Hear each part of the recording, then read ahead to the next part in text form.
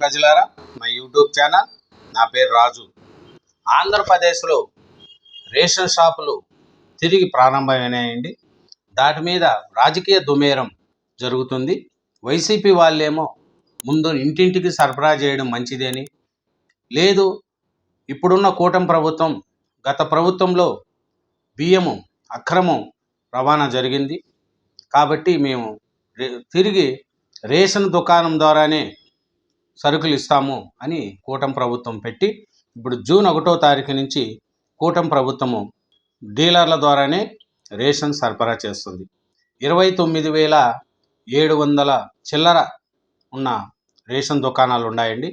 1,46,00,000 కుటుంబాలు ఈ రేషను తీసుకుండే ఉండదండి.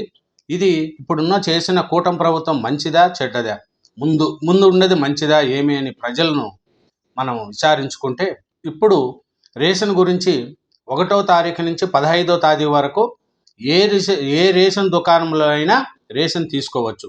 ఉదయం 8 గంటల నుంచి 12 గంటల వరకు, 4 గంటల నుంచి మళ్ళీ 8 గంటల వరకు, 1వ తారీఖు నుంచి 15వ తారీఖు వరకు రేషన్ దుకాణాలు తెరిచి ఉంటాయి. కాబట్టి ఇంకొకటి ఏమిటంటే 65 సంవత్సరాలు నిండిన మహిళలకు, దివ్యాంగులకు ఇంటి వద్దకే రేషన్ సరఫరా చేయడానికి ఈ కూటమి ప్రభుత్వము చర్య తీసుకున్నది. ఇంకా చూస్తే ఈ రేషన్ నడపడం మంచిదేనా, లేదు వైసీపీ ప్రభుత్వంలో చెప్పిన విధంగా ఇంటింటికి ఇస్తాము అని వెహికల్ పెట్టి చేశారు, అది మంచిదా అని ఆలోచించుకుంటున్నారు ప్రజలు. ఆలోచిస్తే ప్రజలు చెప్పేది ఒకటే, ఇప్పుడు మేము పనులకు వెళుతున్నాము కాబట్టి 1వ తారీఖు నుంచి 15వ తారీఖు వరకు మాకు ఎప్పుడు వీలైతే అప్పుడు, ఈవినింగ్ టైమా మార్నింగ్ టైమా, ఎప్పుడు వీలైతే అప్పుడు పోయి మేము రేషన్ దుకాణంలో పోయి రేషన్ తెచ్చుకోవడం మాకు చాలా మంచిగా ఉంది. అప్పుడు బండి ఎప్పుడు వస్తుందో తెలియదు, పనికి పోవాలంటే ఇంటి ముందర ఉండాలి. బండి తెచ్చి ఒక ఊర్లో ఒక చౌరస్తాలో నిలుపుతారు. ఆ చౌరస్తా కాడికి పోయి లైన్లో నిలుచుకొని తీసుకోవాలా. ఎంత టైం పడుతుందో తెలియదు, ఏ బండి ఎప్పుడు వస్తుందో కూడా తెలియదు. బండి తిరగా వెళ్ళిపోతే మళ్ళీ రేషన్ బండి ఎప్పుడు వస్తుందో కూడా తెలియదు అని ప్రజల్లో మటుకు దాని మీద వ్యతిరేకతనే ఉందండి. 4-5 సంవత్సరాలు వైసీపీ పాలనలో 1,700 కోట్ల రూపాయలు ప్రభుత్వానికి నష్టం వచ్చేట్టుగా చేశారండి. బండ్లు పెట్టి వాళ్ళ ఇష్ట ప్రకారం ఎప్పుడు బండి వస్తుందో తెలియదు, ఎప్పుడు పోతుందో తెలియదు. ప్రజలు దానికోసం ఆ లైన్ ఆడ ఇంటి ముందర కూర్చొని వ్యవసాయ బావికాడికి పోవడానికి కూడా కష్టం అవుతూ వచ్చింది. ఇప్పుడు 1వ తారీఖు నుంచి 15వ తేదీ వరకు రేషన్ దుకాణాలు తెరిచి ఉంటాయి కాబట్టి వీళ్ళకి ఎప్పుడు వీలైతే అప్పుడు పోయి, ఈవినింగ్ టైమా మార్నింగ్ టైమా తెలియదు, ఎవరెవరు కొందరు పోయి తెచ్చుకుంటూ ఉంటారు. కానీ అప్పుడు రేషన్ బండికి అప్పుడు కాదు, ఒక ఊరికి ఒక తడవ వస్తుంది, ఆ బండి వచ్చినప్పుడు అందరూ లైన్లో నిలుచుకోవాలా, పోయి తెచ్చుకోవాలా. తర్వాత బండి పోతే మళ్ళీ ఎప్పుడు వస్తుందో తెలియదు. కాబట్టి ఈ రేషన్ దుకాణం ఉండడం వలన ప్రజలకు కూడా మంచి నడుస్తుందండి. ఎప్పుడైనా వీలైనప్పుడల్లా పోయి మనం రేషన్ షాపుకి పోయి రేషన్ తెచ్చుకోవచ్చు. అది కాకుండా ఏ రేషన్ షాపులైనా మనము తెచ్చుకోవడానికి కూటమి ప్రభుత్వము అవకాశం ఇచ్చింది. కాబట్టి మీకు దగ్గరలో ఉన్న రేషన్ షాపుకి పోయి మనం రేషన్ బియ్యం తెచ్చుకోవచ్చు. అప్పుడు అలాగా కాదు, బండి మన ఇంటి ముందరకు వచ్చినప్పుడే మనం తీసుకోవాలి. ఆ బండి ఎప్పుడు వస్తుందో తెలియదు. దానివల్ల ప్రజాధనం కూడా 1,700 కోట్ల రూపాయలు ప్రభుత్వానికి నష్టం అండి. ఇప్పుడు 380 కోట్లు ఆదాయం వచ్చిందండి ప్రభుత్వానికి ఈ రేషన్ డీలర్ల ద్వారా.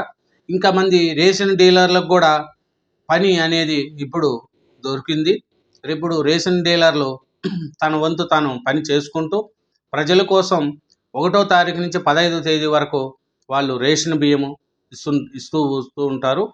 కాబట్టి ప్రజలకు ఏమి ఇబ్బంది లేకుండా కూటమి ప్రభుత్వము పేద ప్రజల కోసం ప్రవేశపెట్టిన ఈ రేషన్ దుకాణాలను నిన్న 1వ తారీఖున వైభవంగా స్టార్ట్ చేశారండి. అన్ని రేషన్ దుకాణాల్లో మామిడి తోమరాలు కట్టి దుకాణాలు చేశారు. పిఠాపురంలో పౌర సరఫరాల శాఖ మంత్రి గారు నారాయణ మనోహర్ గారు సరుకులు పంపిణీ చేశారు.